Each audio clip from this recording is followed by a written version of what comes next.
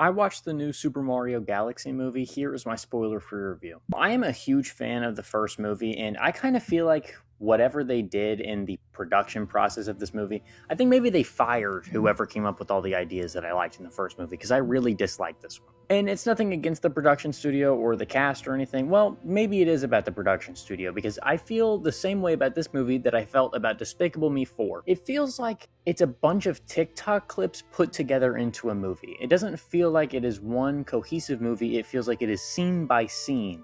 And my best guess is that Illumination is doing this because most of their audience are children, and children really like TikTok right now, and they really like YouTube Shorts, and so they're trying to keep up with those things, and that totally makes sense. But can we not? Can we not turn movies into brain rot? All of them? Can we not turn every movie into brain rot? Because I really liked the first Mario movie, and I was, kind of worried about Chris Pratt.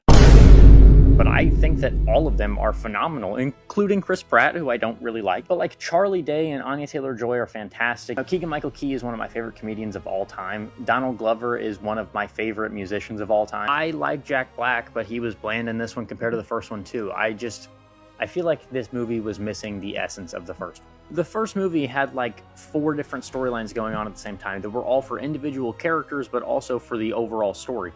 And this one only had like 2, and one of them was just Bowser's son being sad the whole time. And I know it's a kid's movie, I need to stop being so nitpicky about it, but also the first movie wasn't just for kids. It was funny for people who are of all ages, and I don't understand why they took that away from this movie. Most of the audience of people who like Mario are not under the age of 18. Most of the people who enjoy this franchise are not going to be children. It was people who grew up playing the games who enjoyed the movie. I feel like they made some references to the games for people, and like they brought in some kind of cool crossovers, but like that's not a movie.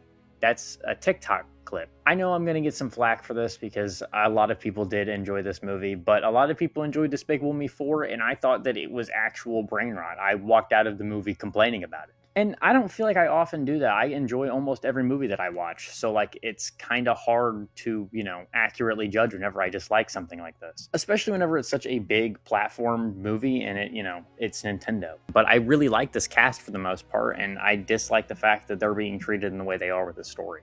It is a kid's movie, so, take this with a grain of salt, I suppose. But if you were watching this expecting to see the first one again, don't.